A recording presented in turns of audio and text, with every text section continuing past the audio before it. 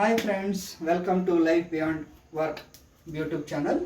ಇವತ್ತು ಸಂಡೇ ಆಗಿದ್ದರಿಂದ ನಾವು ಹಾಗೆ ಆಚೆ ಹೋಗಿದ್ವಿ. ಸ್ವಲ್ಪ ಬೇರೆ ಕೆಲಸಗಳೆಲ್ಲ ಇತ್ತು, ಅದು ಮುಗಿಸ್ಕೊಂಡು ಬರೋವರೆಗೆ ಈವ್ನಿಂಗ್ ಆಯಿತು. ಸೊ ನೈಟು ಏನಾದ್ರು ಲೈಟಾಗಿ ಏನಾದ್ರು ಪ್ರಿಪೇರ್ ಮಾಡೋಣ ಅಂತ ನಾವು ರಸಮ್ ಮಾಡೋಣ ಅಂತ ಅಂದ್ಕೊಂಡ್ವಿ. ನಾವು ಮೊದಲಿಗೆ ರಸಮ್ ಮಾಡೋಕ್ಕೆ 2 ಟೊಮ್ಯಾಟೊ, ಅರ್ಧ ಕಪ್ ಬೇಳೆ, ಸ್ವಲ್ಪ ನೀರು, 1 ಸ್ಪೂನ್ ಎಣ್ಣೆ, ಅರಿಶಿನ, ಉಪ್ಪು ಅಷ್ಟು ಹಾಕ್ಕೊಂಡು ಕುಕ್ಕರಲ್ಲಿ ಕೂಗಿಸ್ಕೊತಾ ಇದ್ದೀವಿ. ಇವಾಗ ಒಗ್ಗರಣೆಗೆ ನಾನು ಕೊತ್ತಂಬರಿ ಸೊಪ್ಪು, ಬೆಳ್ಳುಳ್ಳಿ, ಒಣಮೆಣಸಿನ್ಕಾಯಿ, ಸಾಸಿವೆ, ಈರುಳ್ಳಿ, ಹುಣಸೆಹಣ್ಣು ನೀರು, ಇಂಗು, ಪೆಪ್ಪರ್ ಪೌಡ್ರು, ಜೀರಾ ಪೌಡ್ರು ಮತ್ತು MTR ರಸಮ್ ಪೌಡ್ರು ತೊಗೊಂಡಿದ್ದೀನಿ. ಇವಾಗ ರೆಸಿಪಿ ಸ್ಟಾರ್ಟ್ ಮಾಡೋಣ. ಮೊದಲಿಗೆ ನಾನು ಒಂದು ಪಾನ್ ತೊಗೊಂಡಿದ್ದೀನಿ. ಆ ಪಾನ್ಗೆ 2 ಸ್ಪೂನ್ ಎಣ್ಣೆ ಹಾಕ್ಕೊಂಡಿದ್ದೀನಿ. ಅದು ಸ್ವಲ್ಪ ಕಾಯಿಲೆ ಅಂತ ವೆಯ್ಟ್ ಮಾಡ್ತಾಯಿದ್ದೀನಿ. ನೆಕ್ಸ್ಟು ಒಗ್ಗರಣೆಗೆ ಸಾಸಿವೆ ಹಾಕೋತಾ ಇದ್ದೀವಿ.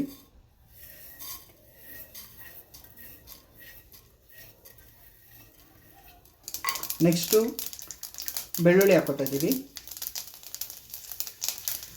ಹಾಗೆ ಒಣಮೆಣಸಿನ್ಕಾಯಿ ಹಾಕ್ಕೊಂಡಿದ್ದೀವಿ 2.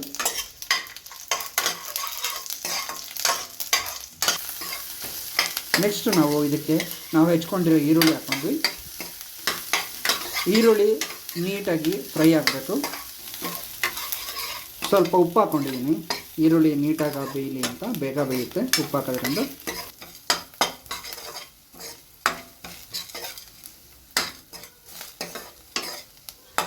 ಈರುಳ್ಳಿ ಆಲ್ಮೋಸ್ಟ್ ಬೆಂದಿದೆ. ಇವಾಗ ಇದಕ್ಕೆ ನಾನು 1 ಸ್ಪೂನ್ ಜೀರಾ ಪೌಡ್ರ್ ಹಾಕೋತಾ ಇದ್ದೀನಿ.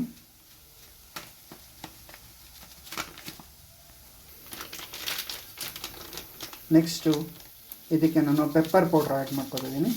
ಪೆಪ್ಪರ್ ಪೌಡ್ರು ಸ್ವಲ್ಪ ಸಾಕು. ನೆಕ್ಸ್ಟು ರಸಮ್ ಪೌಡ್ರ್ ಆ್ಯಡ್ ಮಾಡ್ಕೊತಾ ಇದ್ದೀವಿ ನಾವು ಇದಕ್ಕೆ. ಎಲ್ಲ ಹಾಕಿದ್ಮೇಲೆ ನೀಟಾಗಿ ಅದನ್ನು ಮಿಕ್ಸ್ ಮಾಡ್ಕೋಬೇಕು. ಇವಾಗ ಮಿಕ್ಸ್ ಮಾಡ್ಕೊಂಡಿರೋದಕ್ಕೆ ನಾವು ಹುಣಸೆಹಣ್ಣು ನೀರು ಹಾಕ್ತಾಯಿದ್ದೀವಿ.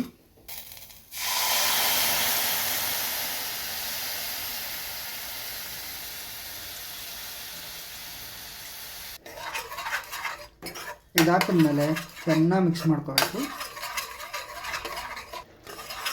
ಇದು ಫ್ರೈ ಮಾಡಬೇಕಾದ್ರೆ ಗೊತ್ತಾಗುತ್ತೆ ನಿಮಗೆ, ಹಸಿ ಸ್ಮೆಲ್ ಬರ್ತಾ ಇರುತ್ತೆ. ನೀವು ನೀಟಾಗಿ ಹಸಿ ಸ್ಮೆಲ್ ನೀಟಾಗಿ ಹೋಗೋವರೆಗೂ ಚೆನ್ನಾಗಿ ಫ್ರೈ ಮಾಡ್ಕೊಳ್ಳಿ. ನಾವು ಇದಕ್ಕೆ 1 ಸ್ಪೂನ್ ಬೆಲ್ಲದ ಪೌಡ್ರ್ ಹಾಕೋತಾ ಇದ್ದೀನಿ. ಸಾರಿ, ನಾನು ಇಂಗ್ರೀಡಿಯೆಂಟ್ಸಲ್ಲಿ ಹೇಳೋದು ಮರ್ತುಬಿಟ್ಟೆ.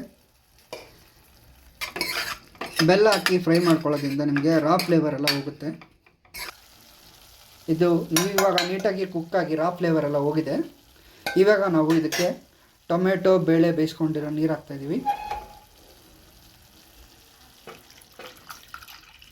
ನಾವು ಎಲ್ಲ ಬೇಯಿಸಿರೋದನ್ನ ಚೆನ್ನಾಗಿ ಸ್ಮ್ಯಾಶ್ ಮಾಡ್ಕೊಂಡಿದ್ದೀವಿ. ನೋಡಿ, ರಸಮ್ ಇವಾಗ ಕುದೀತಾ ಇದೆ ನೀಟಾಗಿ. ಇದಕ್ಕೆ ಮೇಲೆ ನಾನು ಸ್ವಲ್ಪ ಕೊರೆಂಡರ್ ಹಾಕ್ಕೋತಾ ಇದ್ದೀವಿ. ನಿಮಗೆ ರಸಮ್ ಏನಾದ್ರು ಸ್ವಲ್ಪ ಖಾರ ಬೇಕು ಅಂದರೆ ನೀವು ಬೇಕಾದ್ರೆ ಚಿಲ್ಲಿ ಪೌಡ್ರ್ ಬೇಕಾದ್ರೆ ಆ್ಯಡ್ ಮಾಡ್ಕೋಬೋದು.